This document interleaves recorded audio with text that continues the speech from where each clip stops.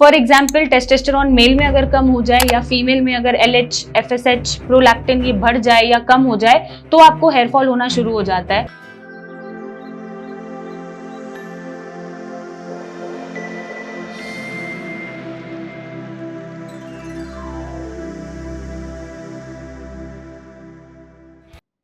Hello and नमस्कार everyone, मैं doctor Megha Chaturvedi आज आपको बताने आई हूँ कि हेयर फॉल जो हो रहा है वो बहुत सारे कारण की वजह से हो जाता है और आप सिर्फ ऊपर ही ऊपर उसको ट्रीट करते हैं और सोचते हैं कि हमारे बाल थिक हो जाएं, हेयर फॉल रुक जाए, लेकिन रिजल्ट क्या मिलता है? बाल और थिन हो जाते हैं, लेंथ बढ़ती नहीं है, डेंसिटी कम हो जाती है और बालों का क्वालिटी भी खराब हो जाता है। तो हेयर फॉल सबसे पहले तो हो सकता है कि हार्मोनल डिफेक्ट की वजह से हो रहा हो या जेनेटिक्स की वजह से हो रहा हो। आपके किसी जनरेशन में 3 जनरेशन तक या पेरेंट्स में, ग्रैंड पेरेंट्स में बालनेस का पैटर्न मिलता हो, उनकी जल्दी उम्र में बाल चले गए हों, हेयर फॉल हो गया हो, हेयर थिनिंग हो गई हो, या फिर किसी मेडिकल कंडीशन के कारणवश भी आपको ये मिल जाता है, या फिर डाइटरी नेग्लिजेंस जो हम करते हैं, ध्यान नहीं देते, बॉडी में डेफिशिएंसीज क्रिएट करते हैं, उसकी वजह से भी हेयर फॉल होता है। सबसे पहले अगर मैं हार्मोन्स की बात करूं तो मेल फीमेल दोनों में ही जब भी हार्मोनल इंबैलेंस होता है, फॉर एग्जाम्पल टेस्टोस्टेरोन मेल में अगर कम हो जाए या फीमेल में अगर LH, FSH, प्रोलैक्टिन ये बढ़ जाए या कम हो जाए तो आपको हेयर फॉल होना शुरू हो जाता है। अगर इन हार्मोनल डिस्टर्बेंसेस के कारण PCOD भी बन जाए तो भी हेयर फॉल बढ़ जाता है,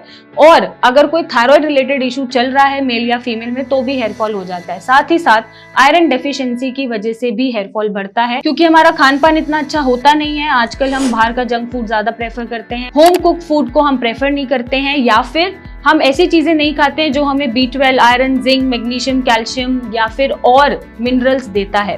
तो इसके कारण भी आपका हेयर फॉल ज्यादा शुरू हो जाता है होना। प्रोटीन का इंटेक हम अच्छी मात्रा में करते नहीं हैं जो जरूरी है बालों की ग्रोथ के लिए या बालों को अच्छा बनाने के लिए, उसके कारण से भी आपका हेयर फॉल बढ़ जाता है। फिर मैं अगर बात करूं कोई मेडिकल कंडीशन, तो मेडिकल कंडीशन में PCOD भी है, थायराइड रिलेटेड इश्यूज भी हैं, और कोई liver related, kidney related issue चल रहा है तो भी आपका हेयर फॉल बढ़ जाता है। आयरन, हीमोग्लोबिन नहीं बन रहा तो भी आपका हेयर फॉल बन रहा है। और लास्ट में अगर मैं बोलूं कि हाँ, अगर आप कोई भी प्रोडक्ट यूज कर रहे हैं और उसको ऊपर से ही ठीक करने में लगे हुए हैं तो ये काम नहीं करेगा।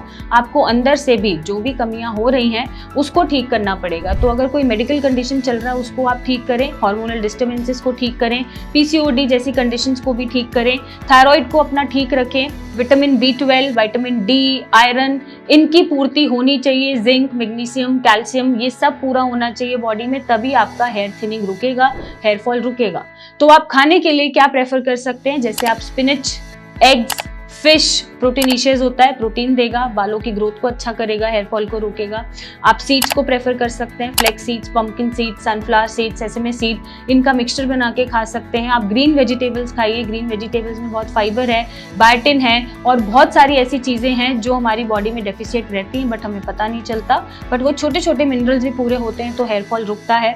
साथ ही साथ आप चाहें तो जूसेस ले सकते हैं, जूसेस के साथ आप फ्रेश फ्रूट्स प्रेफर कर सकते हैं जिसमें छोटी छोटी कमी आपकी बॉडी में पूरी होती रहेगी, या आप वॉलनट्स जरूर इनटेक करें। तो ये सारी चीजें ऐड करके अपने फूड में आप अपने बालों का जो हेयर फॉल चल रहा है उसे भी ठीक कर सकते हैं, थिनिंग को भी रोक सकते हैं, डेंसिटी भी बढ़ा सकते हैं और बालों की क्वालिटी नेचुरली ठीक कर सकते हैं। बट अगर कोई कंडीशन है जैसे एलोपेशिया या और कोई मेडिकल कंडीशन आ रही है जिसके कारणवश आपका हेयर फॉल बढ़ता जा रहा है तो एक बार डॉक्टर को कंसल्ट जरूर करें और उसी हिसाब से अपना ट्रीटमेंट लें, चीजें फॉलो करें और अपने बालों को झड़ने से रोकें।